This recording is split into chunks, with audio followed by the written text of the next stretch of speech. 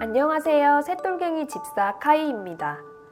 첫째 카후, 둘째 카라, 셋째 카야와 돌림자로 저는 카이라는 닉네임으로 활동하고 있습니다.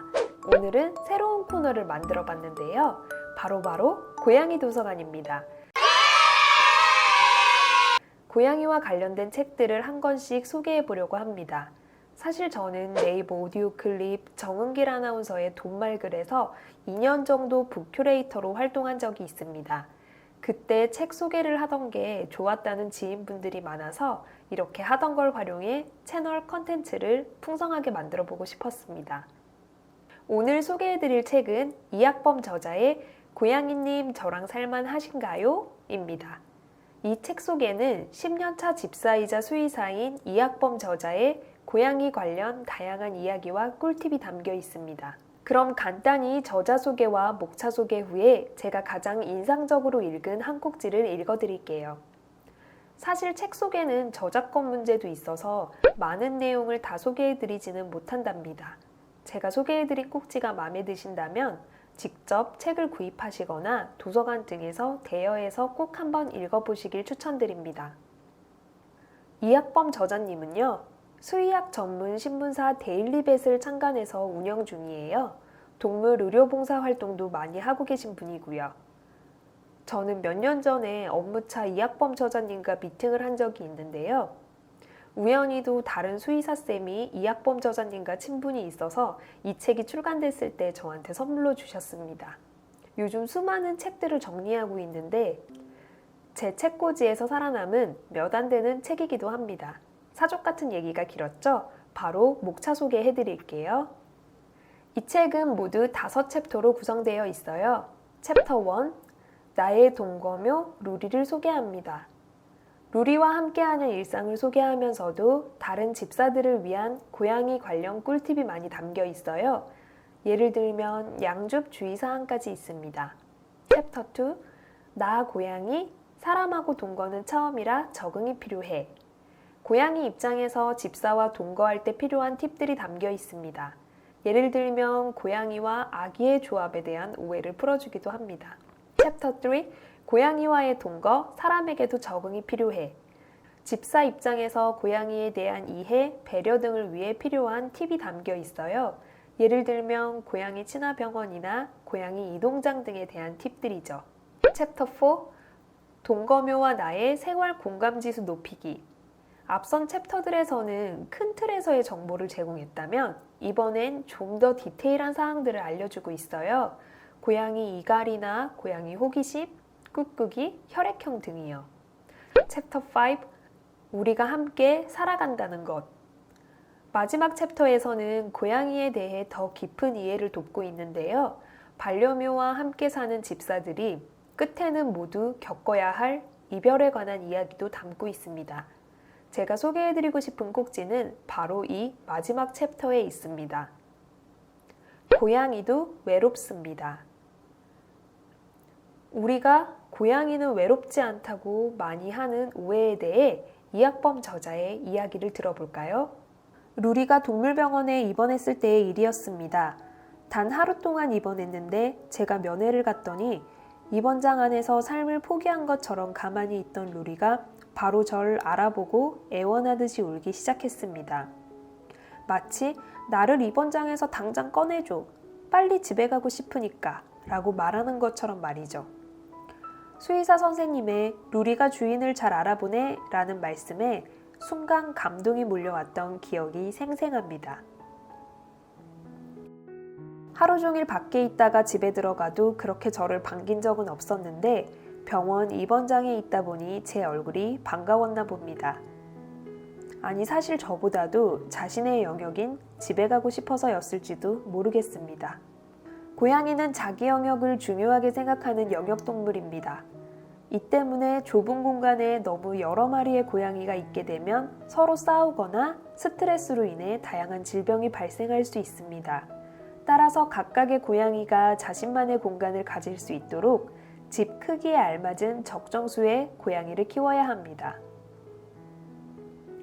너무 좁은 공간에 적정수 이상의 동물을 키우거나 여력이 되지 않음에도 불구하고 동물이 좋다는 이유로 혹은 동물이 불쌍하고 안타깝다는 이유로 능력 이상의 많은 동물을 돌보려는 사람이 있습니다. 이런 사람을 애니멀 호더라고 하며 애니멀 호딩 역시 분명한 동물학대입니다. 고양이에게 영역이 중요하다고 하여 고양이는 혼자 있는 것을 좋아하고 외로움을 타지 않는 동물이다 라는 착각은 금물입니다. 이번 장에 있던 루리가 저를 그렇게 반겼던 것처럼 고양이도 분명 외로움을 느낍니다. 그런데 주변에서 고양이는 외로움을 느끼지 않는다고 생각하는 분들을 참 많이 만나곤 합니다. 우리 어머니도 그중 한 명입니다. 많은 개를 키워왔던 어머니는 루리를 키운 뒤에 제대로 고양이에게 빠져서 지금은 주변 사람들에게 고양이를 키워보라고 권유하는 그야말로 고양이 전도사가 되었습니다.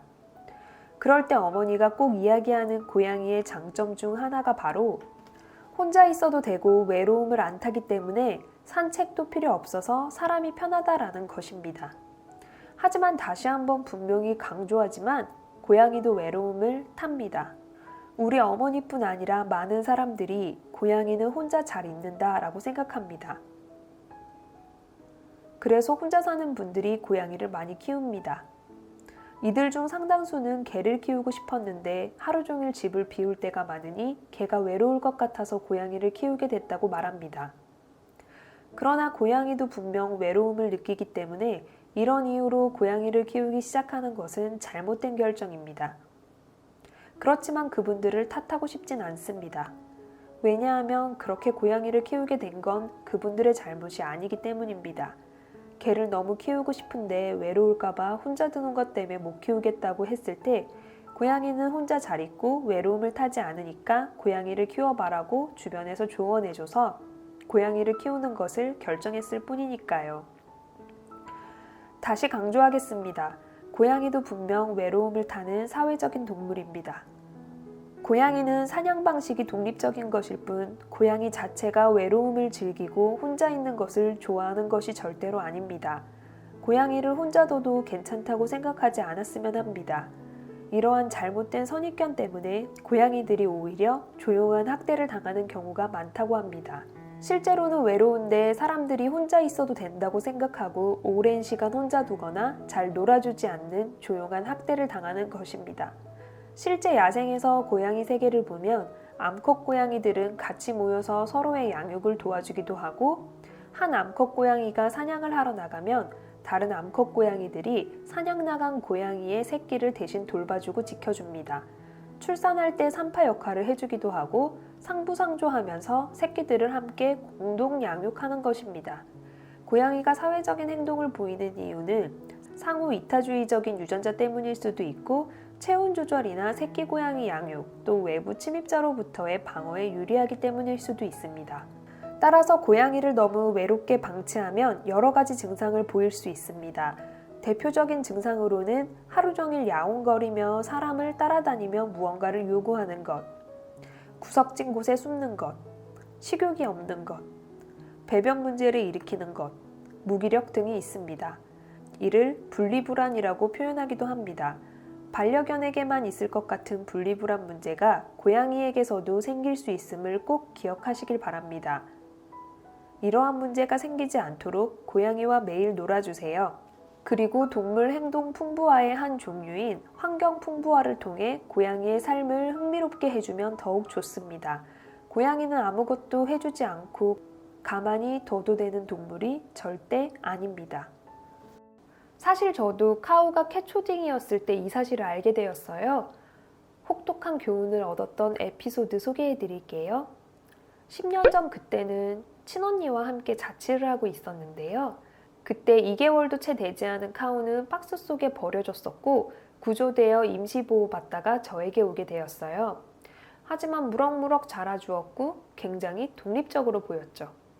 그래서 하루 정도는 괜찮겠지 하고 언니와 제가 친척집에 놀러가서 하루를 자고 온 적이 있어요. 카우 입장에서는 묘생 처음 혼자 남겨졌던 거예요. 돌아와서 카우에게 밥을 주니 카우는 사료를 먹지 않았어요. 몸에 기운이 무척 없었죠. 걱정이 되었지만 초보 집사였던 저는 그저 지켜보기만 했습니다. 그러다 하루 이틀이 가도 카우가 밥을 먹지 않았고 걸을 때 힘없이 픽 쓰러지는 듯 했어요. 깜짝 놀라 병원에 데려갔더니 수의사쌤께서 카우가 스트레스 탓에 식사를 거부하는 것 같다고 하시더라고요. 바로 수액을 맞았고 그 뒤로 몇 번에 걸쳐 병원에 가서 수액을 맞았어요. 그런 다음에 카우는 다시 식욕을 되찾았고 다시 평소의 건강한 모습으로 돌아왔습니다. 그 후로 둘째 고양이 카라를 입양해 왔는데요. 두 마리가 있을 때 가끔 하루 정도 집을 비우곤 했는데요. 카우랑 카라가 대면대면한 사이이긴 했지만 서로 의지가 됐는지 예전처럼 아프거나 식사를 거부하거나 하는 일은 더는 없었습니다. 카우는 혼자 남겨지는 게 무서웠을 테고 한 번 버려졌던 기억이 있어서 또 버려졌을까봐 걱정했을 수도 있겠다는 생각이 뒤늦게 들었습니다. 이학범 저자님의 말씀처럼 고양이도 외롭다는 걸, 외로움을 탄다는 걸 저는 경험 속에서 잘 알고 있습니다. 그러니 강아지든 고양이든 한 생명을 새로이 가족으로 맞이할 때는 생명의 무게를 다시 한번 생각해 보시고 서로가 최선을 다할 수 있을 때 입양하세요. 애완동물이 아니라 반려동물의 의미를 모두가 되새길 수 있었으면 좋겠습니다. 오늘은 팜파스 출판사에서 출간된 이학범 저자님의 고양이님 저랑 살만하신가요? 라는 책을 소개해드렸습니다. 세상 모든 고양이가 외롭지 않았으면 합니다. 오늘도 고양이들과 함께 행복하세요. 다음 시간에 또 고양이 책 들고 찾아올게요. 구독과 좋아요, 알림 설정 부탁드립니다.